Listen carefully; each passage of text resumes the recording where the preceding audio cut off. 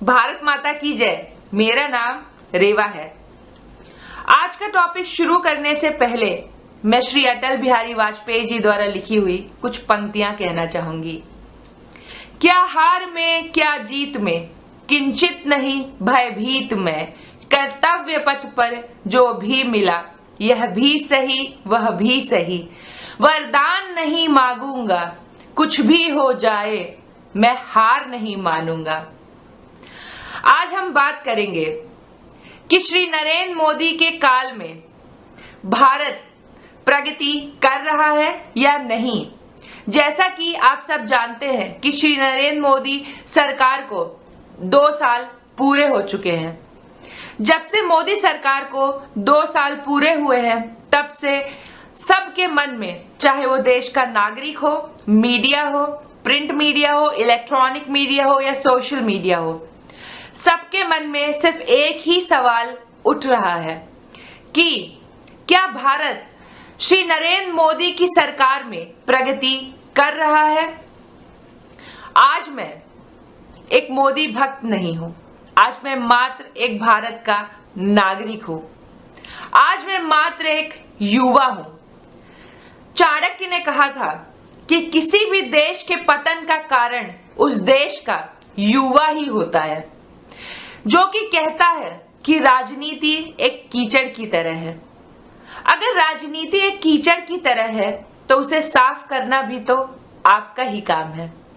तो मैं भारत का युवा, भारत का नागरिक और भारत का वोटर, जिसने 2014 में बहुत सारी उम्मीदों और आशाओं के साथ भारतीय जनता पार्टी को वोट देकर श्री नरेंद्र मोदी को भारत का प्रधान सेवक चुना था, तो मैं कहना चाहूंगी कि एक स्पेक्ट्रम है। उस स्पेक्ट्रम के एक साइड है मोदी सपोर्टर्स, आरएसएस कार्यकर्ता, बीजेपी सपोर्टर्स और हिंदू सपोर्टर्स।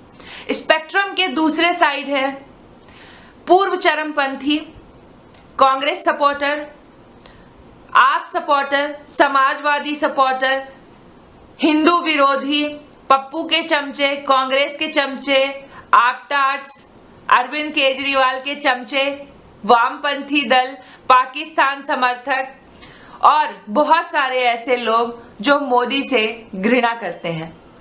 स्पेक्ट्रम के ये दोनों साइड जो लोग बैठे हुए हैं, मैं उन सभी से कहना चाहूंगी कि आज मैं मात्र एक भारत का नागरिक हूं, जो कि मोदी सरकार की 2 साल के कार्यकाल का विश्लेषण करने जा रही हूं कि मोदी सरकार ने पिछले 2 साल में देश की प्रगति में आखिर कितना काम किया है।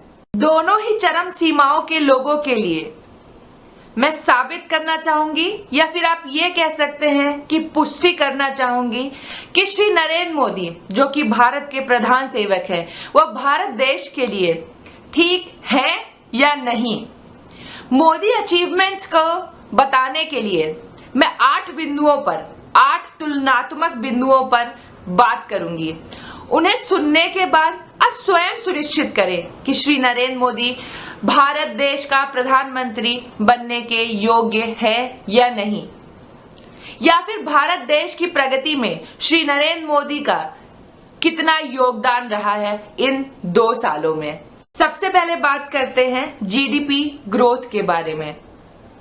किसी भी देश की अर्थव्यवस्था की सेहत जानने के लिए हम जीडीपी ग्रोथ देखते हैं। जितनी बड़ी संख्या उतनी बड़ी अर्थव्यवस्था।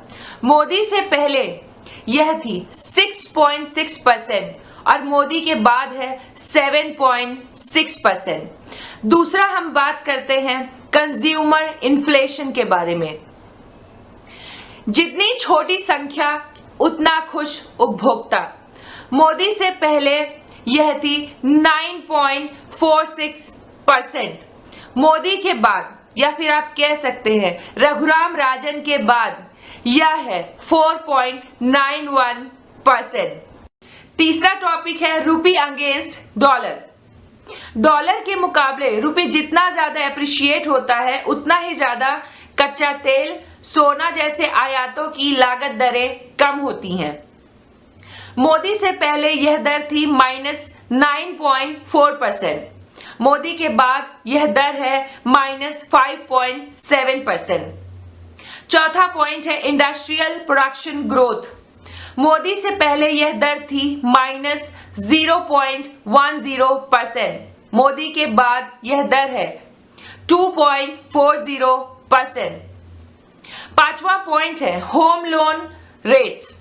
उपभोक्ता के हित में ब्याज दरें जितना ज्यादा कम होती है, उपभोक्ता उतना अधिक इन्वेस्टमेंट करता है।